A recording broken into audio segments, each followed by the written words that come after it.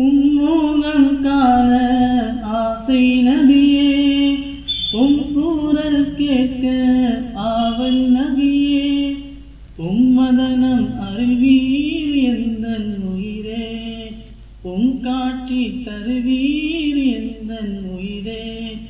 யா ரசூலல்லாஹ் யா ஹபீபல்லாஹ், யா ரசூலல்லாஹ் யா ஹபீபல்லாஹ், யா ரசூலல்லாஹ் யா ஹபீபல்லாஹ். ஜமாஅத்துடன் தொழுத தொழுகைக்கு ஒருவர் தன் வீட்டிலோ கடையிலோ தொழுத தொழுகையை விட 25 மடங்கு இரட்டிப்பான நன்மை கிடைக்கிறது. நேற்றைய தினம் 27 மடங்கு என்று நபி சொன்னதை படித்தோம். இங்கே 25 மடங்கு இரட்டிப்பான நன்மை என்று சொல்லியிருக்கிறார். இது பள்ளிவாசலுக்கு வரக்கூடிய வீடுகளிலிருந்து ஏற்படக்கூடிய சிரமங்கள், கஷ்டங்களை பொறுத்து அல்லது அவர்களுடைய இஹ்லாஸுக்கு ஏற்றபடி கூடுதலாக கிடைக்கும் அல்லது குறைவாக கிடைக்கும் என்று ஹதீஸ் விரிவுரையாளர்கள் கூறுகிறார்கள். ஒருவர் நன்கு ஒழு செய்து வேறு எண்ணம் ஏதும் இல்லாமல் தொழுவதற்காகவே பள்ளிவாசலுக்கு சென்றால் அவருடைய ஒவ்வொரு காலடிக்கும் ஒரு நன்மை கிடைக்கிறது, ஒரு பாவம் மன்னிக்கப்படுகிறது. அவர் தொழுத பிறகு அதே இடத்தில் ஒழுவுடன் உட்கார்ந்திருக்கும் வரை அவருடைய பாவ மன்னிப்பிற்காகவும் ரஹமத்துக்காகவும் மலக்குகள் துவா செய்து கொண்டே இருப்பார்கள். மேலும் தொழுகையை எதிர்பார்த்து உட்கார்ந்து இருக்கும் வரை அவர் தொழுகையின் நன்மையை பெற்றுக்கொண்டே இருப்பார். தொழுவதற்காகவே பள்ளிவாசலுக்கு சென்றால் அவருடைய ஒவ்வொரு காலடிக்கும் ஒரு நன்மை கிடைக்கிறது. பள்ளிவாசலுக்கு போனால், அந்த பள்ளிவாசலுக்கு போனால் அவரை பார்த்து விட்டு வரலாம். அங்கே போய் தொழுதுவிட்டு வரும்போது கடைத்தெருவில் அந்த சாமான்களை வாங்கிவிட்டு வரலாம். இப்படிப்பட்ட எண்ணங்கள் எல்லாம் இருக்கும்.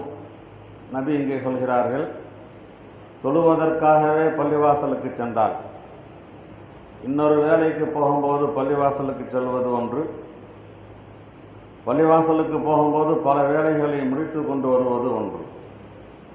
இங்கே நபியுடைய ஹதீஸின் கருத்து, வீட்டிலிருந்து புறப்படுகிறோம், நேரடியாக பள்ளிவாசலுக்கு வருகிறோம், பள்ளிவாசலுக்கு வருவதின் அசல் நோக்கமே தொழுவது தான் என்றிருந்தால் ஒவ்வொரு காலடிக்கும் ஒரு நன்மை கிடைக்கிறது, ஒரு பாவம் மன்னிக்கப்படுகிறது.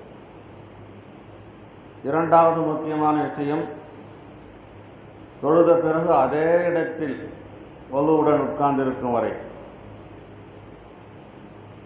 இப்போது நாம் பரலை தொழுவோம்.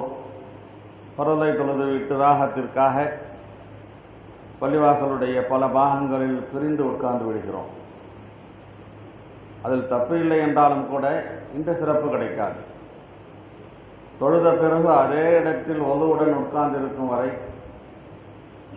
அவருடைய பாவ மன்னிப்பிற்காகவும் ரஹமத்துக்காகவும் மலக்குகள் துவா செய்து கொண்டே இருப்பார்கள். அல்லாஹும்ம அஃபிர் லஹு அல்லாஹும்ம அர்ஹம்ஹு என்று நமக்காக வானவர்கள் துவா செய்கிறார்கள். வானவர்களின் துவா ரொம்ப பவர்ஃபுல்லானது. நிச்சயமாக அதனுடைய பயன் நமக்கு கிடைக்கும். யா அல்லாஹ் இவரை மன்னித்து விடு, யா அல்லாஹ் இவர் மீது உன்னுடைய அருளை சொரி என்ற கருத்துப்பட அல்லாஹும்ம அஃபிர் லஹு வர்ஹம்ஹு என்று துவா செய்து கொண்டிருக்கிறார்கள். அடுத்த ஒரு முக்கியமான விஷயம், தொழுகையை எதிர்பார்த்து உட்கார்ந்து இருக்கும் வரை, தொழுகையை எதிர்பார்த்து உட்கார்ந்திருக்கும் வரை அவர் தொழுகையின் நன்மையை பெற்றுக்கொண்டே இருப்பார். ஒரு தொழுகைக்கு வந்தோம், இகாமத் சொல்வதற்கு 10 நிமிடங்கள் இருக்கிறது. இந்த 10 நிமிடங்கள் பள்ளிவாசலிலே நாம் எப்போது இகாமத் சொல்லுவார்கள், எப்போது இமாம் தொழ வைப்பார்கள் என்று எதிர்பார்த்து வெறுமனே உட்கார்ந்திருந்தாலும் கூட அவர் தொழுத சவாபுகள் கிடைக்கிறது, பாக்கியத்திலும் பெரும் பாக்கியம். எனவே முடிந்த அளவுக்கு நாம்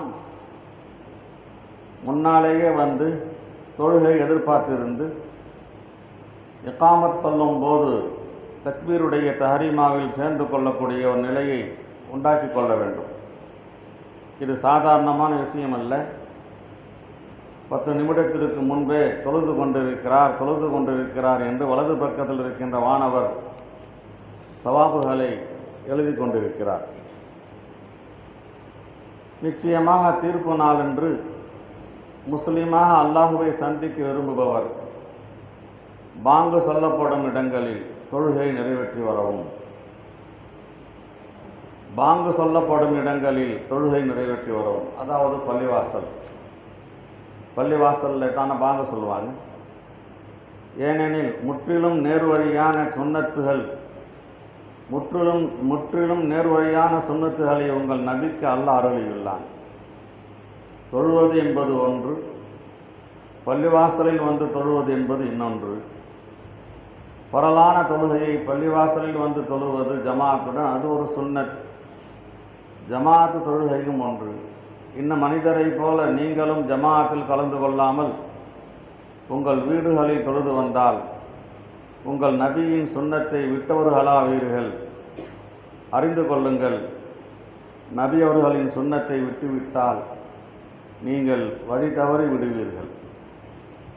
யார் சிறந்த முறையில் ஒழு செய்துவிட்டு பள்ளிவாசலுக்கு செல்கிறாரோ அவருடைய ஒவ்வொரு எட்டுக்கும் ஒரு நன்மை எழுதப்பட்டு பாவம் மன்னிக்கப்படுகிறது. ஒரு பாவம்.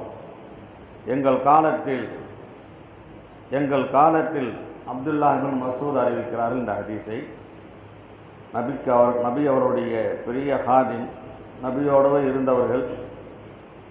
எங்கள் காலத்தில் பகிரங்க முனாஃபிக்குகள் தான் ஜமாத்துடன் தொழாமல் இருந்து வந்தனர். ஃபார்மாலிட்டிக்காக களிமா சொன்னவர்கள், முஸ்லிமாக வேடம் தெரிந்தவர்கள். அப்படிப்பட்ட முனாஃபிக்குகள் தான் ஜமாத்துடன் தொழாமல் இருந்து வந்தனர். ஒரு நோயாளி இருவரின் துணையுடன் தமது கால்கள் பூமியில் இழுபடும் நிலையில் வர முடிந்தால், ஒரு நோயாளி இருவரின் துணையுடன் தமது கால்கள் பூமியில் இழுபடும் நிலையில் வர முடிந்தால் அவரும் கொண்டு வரப்பட்டு தொழுகை அணியில் எங்கள் காலத்தில் நிறுத்தப்படுவார்கள் என்று ஹதரத் அப்துல்லாஹ் பின் மஸ்ஊத் ரலியல்லாஹு அன்ஹு கூறுகிறார்கள். இந்த ஹதீஸ் முஸ்லிம் என்ற ஹதீஸ் கிரந்தத்தில் பதிவு செய்யப்பட்டிருக்கிறது. சுப்ஹானல்லாஹி பிஹம்திஹி சுப்ஹானக அல்லாஹும்ம பிஹம்திக் நஷ்ஹது அல்லா இலாஹா இல்லா அன்த நஸ்தக்ஃபிருக வ நத்தூபு இலைக்.